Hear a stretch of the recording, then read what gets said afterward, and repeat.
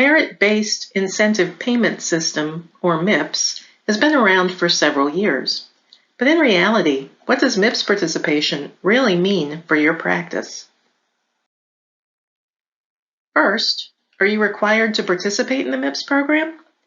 All physicians enrolled in the Medicare program are required to participate in MIPS if they have been a participating provider for over 1 year and exceed the low volume threshold. Participation is important because it has an effect on your Medicare reimbursement. Not participating can result in up to a 9% payment penalty applied to your Medicare reimbursement 2 years after the reporting year. By participating, you can share in up to a 9% payment bonus. Even if you leave your current practice, the bonus or penalty for that payment year will follow the provider. MIPS reporting has 4 components: quality, improvement activities, promoting interoperability, and cost measures. Each is weighted to account for a percentage of your final MIPS score. Quality measures are currently set at 30% of the final MIPS score. The provider must collect and submit data on at least 6 quality measures. Reporting requirements for each measure indicate that the measure must be reported for at least 70% of the patients that meet the measure criteria. To be fully scored, that number must exceed 20 patients. Measure specialty sets are a good way to determine which measures will work best for your practice. Some EHRs collect quality measure information based on the measure criteria. Measure results can also be reported using a registry. Here are a few examples of quality measures that may be reported by interventional cardiologists. Measures include coronary artery disease, antiplatelet therapy, advanced care plan, and controlling high blood pressure. Still have questions about the measures? The measure specifications can be found at qpp.cms.gov.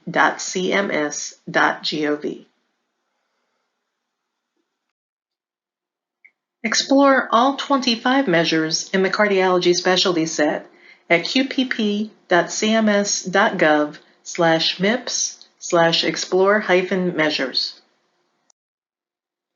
The second reporting category is improvement activities, which accounts for 15% of the final score. The activities must be performed for a continuous 90-day period in the reporting year. Activities are reported to CMS via attestation. Here are a few examples of improvement activities that may be reported by interventional cardiologists. They include participating in the PCI bleeding campaign, advanced care planning, and the implementation of use of specialist reports back to a referring physician. Visit qpp.cms.gov for a list of descriptions of improvement activities. The third MIPS reporting category is promoting interoperability, which accounts for 25% of the final score. The PI category takes into account the use of electronic information and requires the use of an EHR that meets 2015 certification criteria. The measures fall under a set of 5 objectives. Here are a few examples of promoting interoperability measures that may be reported by interventional cardiologists. They include clinical data registry reporting, e-prescribing, providing patients electronic access, and both sending and receiving health information electronically for referrals. As always, you can visit qpp.cms.gov to review measure specifications. The final MIPS reporting category is cost measures, which account for 30% of the final score. There's nothing to do for the cost measures. CMS calculates these automatically based on triggering events in each measure. If you do not qualify for any cost measures, this category will be reweighted to another MIPS category. Here are a few examples of cost measures that may be attributable to interventional cardiologists. Elective outpatient percutaneous coronary intervention measure.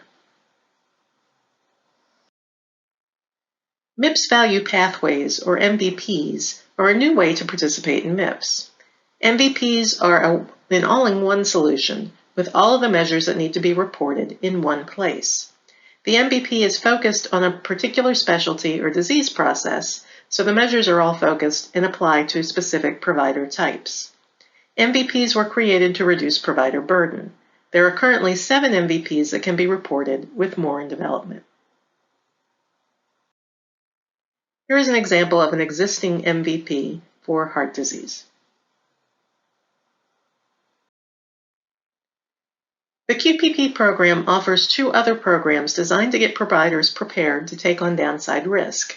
Participation in an alternate payment model without downside risk allows MIPS participation using a preset group of measures with no cost measures. Participating in an advanced APM, which has downside risk, provides exemption from participating in MIPS and a 5% bonus, which is set to expire if Congress does not renew it. Advanced APMs must meet 3 requirements.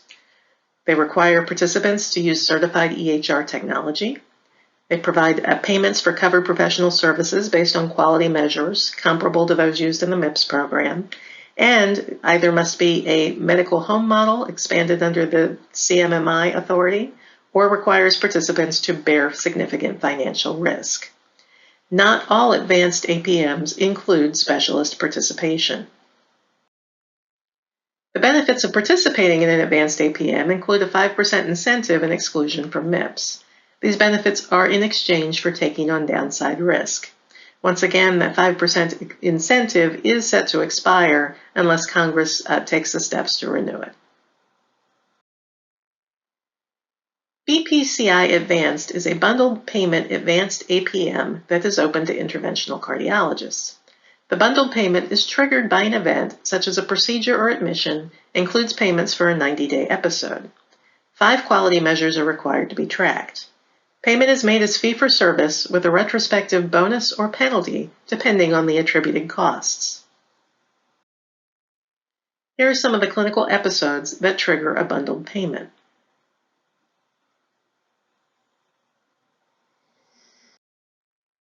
Here are the types of services included in the payment of a 90-day episode.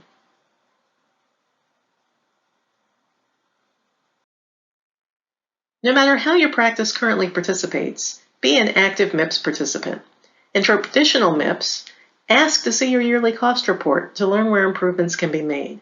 And if you're ready, ask about joining an advanced APM.